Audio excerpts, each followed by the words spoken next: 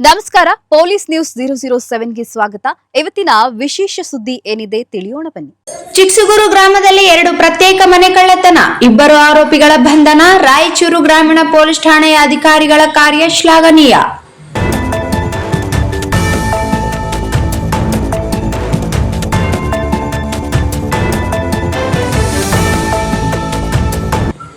ರಾಯಚೂರು ತಾಲೂಕಿನ ವ್ಯಾಪ್ತಿಯಲ್ಲಿ ಬರುವ ಚಿಕ್ಸುಗೂರು ಗ್ರಾಮದ ಮನೆ ಕಳ್ಳತನದ ಪ್ರಕರಣವನ್ನು ದಾಖಲಿಸಿಕೊಂಡ ರಾಯಚೂರು ಗ್ರಾಮೀಣ ಪೊಲೀಸ್ ಠಾಣೆಯ ಅಧಿಕಾರಿಗಳು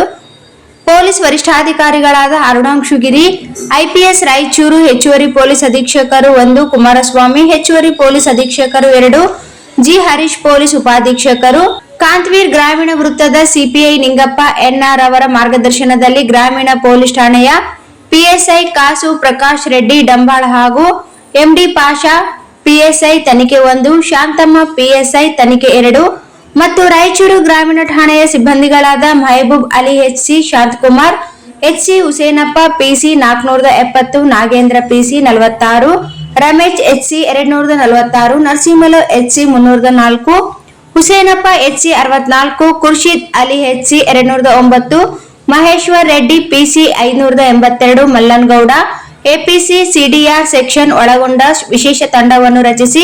ಪ್ರಕರಣದಲ್ಲಿರುವ ಆರೋಪಿತರಾದ ಆಂಜನೇಯ ಅಲಿಯಾಸ್ ಅಂಜಿ, ಮ್ಯಾಕಲ್ ಅಂಜಿ ತಂದೆ ನರಸಿಂಹಲು ಅಲಿಯಾಸ್ ನರಸಪ್ಪ 26 ವರ್ಷ, ಮೈಲಾರಿ ನಗರ, ಚಂದ್ರಬಂಡ ರೋಡ್, ರಾಯಚೂರು, ಪರಶುರಾಮ್ ಅಲಿಯಾಸ್ ಪರಶ್ಯ ತಂದೆ ಹುಲಿಯಪ್ಪ ವಯಸ್ಸು 24,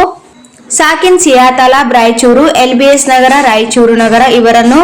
ದಿನಾಂಕ 17/6/2026 ರಂದು ಪತ್ತೆ ಮಾಡಿ ವಿಚಾರಣೆಗೆ ಒಳಪಡಿಸಿದ್ದು, ಅವರು ತಾವು ಬಂಗಾರ, ಬೆಳ್ಳಿ ಆಭರಣಗಳನ್ನು ಕಳ್ಳತನ ಮಾಡಿದ್ದಾಗಿ ಒಪ್ಪಿಕೊಂಡಿದ್ದು, ಅಲ್ಲದೆ ರಾಯಚೂರು ಗ್ರಾಮೀಣ ಪೊಲೀಸ್ ಠಾಣೆ, ಮಾನ್ವಿ ಪೊಲೀಸ್ ಠಾಣಾ ವ್ಯಾಪ್ತಿಯಲ್ಲಿ 3 ದ್ವಿಚಕ್ರ ವಾಹನಗಳು ಕಳ್ಳತನ ಮಾಡಿದ್ದಾಗಿ ಒಪ್ಪಿಕೊಂಡಿರುತ್ತಾರೆ. ಬಂಧಿತ ಆರೋಪಿಗಳಿಂದ ಒಟ್ಟು 20 ಗ್ರಾಂ ಬಂಗಾರ ಆಭರಣಗಳು, 300 ಗ್ರಾಂ ಬೆಳ್ಳಿ ಆಭರಣಗಳು ಮತ್ತು 3 ದ್ವಿಚಕ್ರ ವಾಹನಗಳು ಹಾಗೂ ಇತರೆ ವಸ್ತುಗಳು ಒಟ್ಟು ಸೇರಿ ರೂಪಾಯಿ